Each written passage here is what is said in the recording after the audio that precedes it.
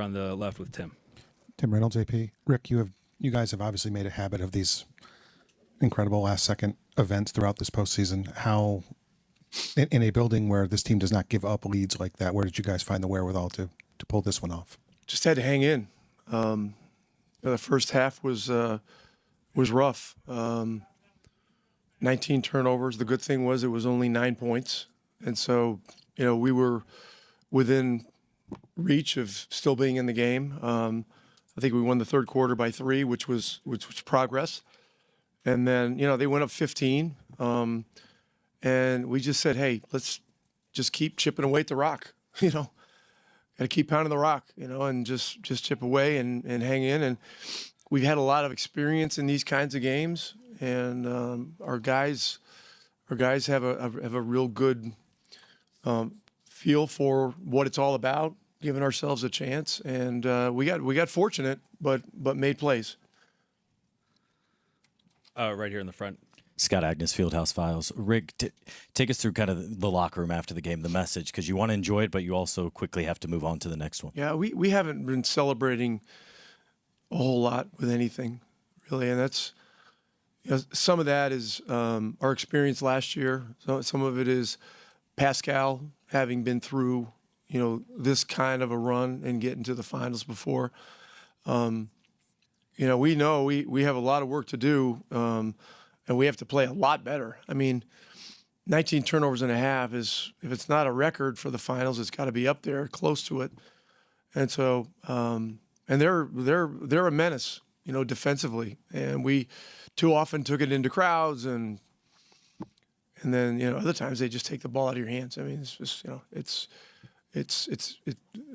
the level of their defense is crazy good. So, but to answer your question, a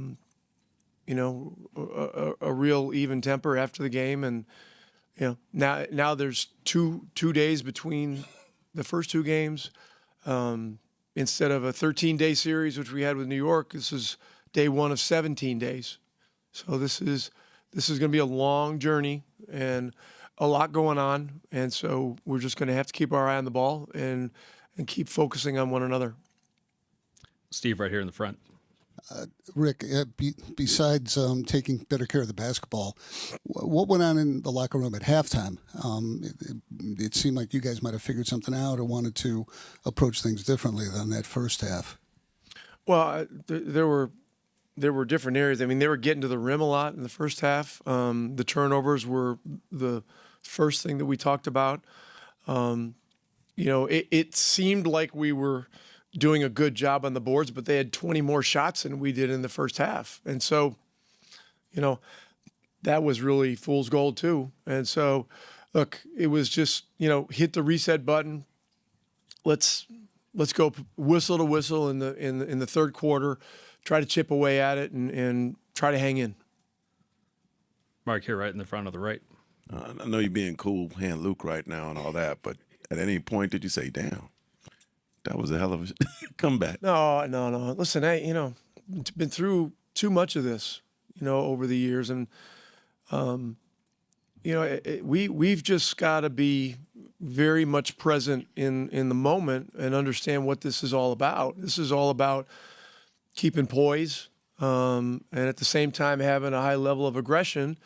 And those two forces fly in the face of each other a bit. And look, this arena is madness. I mean, this is, I don't know. From a road perspective, the decibels were insane. And so, it's, there's a lot going on. Grateful to have the chance to hang in and give ourselves a chance at the end. But now we've got to, keep our eye on the ball. Over here on the right. Rick, Nembhard's play the last few minutes, not just the shots, but the defense. What was he able to do to kind of keep you guys connected and give you guys a chance to take it at the end?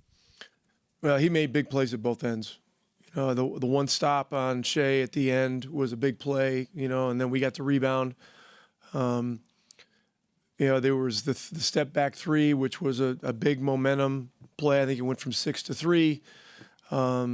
And then there was an and one where we got to the rim. I don't know what point it was in the fourth. But a lot of big plays, and you got to have playmakers against Oklahoma City. I mean, they just they make it so difficult defensively. Right here on the right. Rick, it looked like during that review, the Siakam out of bounds review, the guys were huddling up right before the ruling came down. I'm going to assume that you kind of gave them directive on how to play the next possession if it didn't go in your favor. How comfortable were you in not calling a timeout in that situation and letting Tyrese just go spread floor? Yeah, that's very. I mean, we talked about it. We still didn't know the outcome of the challenge yet, but we said if it is their ball, let's get the stop. There's going to be a difference in the shot clock and the game clock. And if we get a stop and get the rebound, we're going to go. We're going to go, and hopefully get the ball in Tyrese's hands and look to make a play. So all that worked out. I mean, the Nembhard play to stay in front of Shea was a huge play. I think I don't know if Neesmith or Obi got the rebound. I haven't looked at it yet, but we were able to get the ball into Ty's hands, and he made the shot. Middle row on the left, Joe. Hey, Rick. Joe Varden, The Athletic. After game one in New York, Tyrese told this cool story about you guys would put the ball in his hands, and he was younger, and you guys weren't very good to work on maybe one day being in these kinds of moments. And now that it's worked out, not just once, not just twice, but 3 times in the end of these playoff games where he wins it with the shot, what's it like for you to watch him at the end of these games, just sort of knowing the investments that you guys made years ago? Well, getting to this point is a long process, and you make a trade for a player like that 3.5 years ago, whatever it was. You look at the present, but you look toward the future, and the hope was that we could build quickly. Kevin and Chad did a great job with surrounding Ty with the right guys, and then getting Pascal last year was reverential for our team, and we just try to get the ball in his hands as much as possible in those situations. And when it doesn't happen, we've got Nembhard and we've got Pascal, and that gives us 3 playmakers, in our closing group. So, all 3 of them do great things. So we were very fortunate tonight, but we did a lot of things to give ourselves a chance, and that was very good. All right, last question here on the right. Hey, Rick, Valencia King, Real Talk Sports. Appreciate your time. One of the pillars you've said this team is built on is tenacity. From a coach's perspective, does it rejuvenate your coaching energy when you see this team continue to be resilient night in and night out?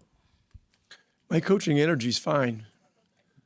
But look, it's a group I love. It's a group that we've invested a lot in. How we were going to draft, who we were going to draft, development. This year especially is a year that I'm proud of from a coaching perspective, because not only did we win enough games to get into the top 4, but we're still developing players. I mean, Walker played 1,100 or 1,200 minutes. Mathurin played over 2,000, started 48 games. And look, Oklahoma City's doing it before everybody's eyes. I mean, they've been a development machine here over the last 5 years since Mark's been the coach. So, from those perspectives, this series is it has a lot of intrigue and should for the fans. Thank you, Coach. It'll be Tyrese, Pascal, and Miles.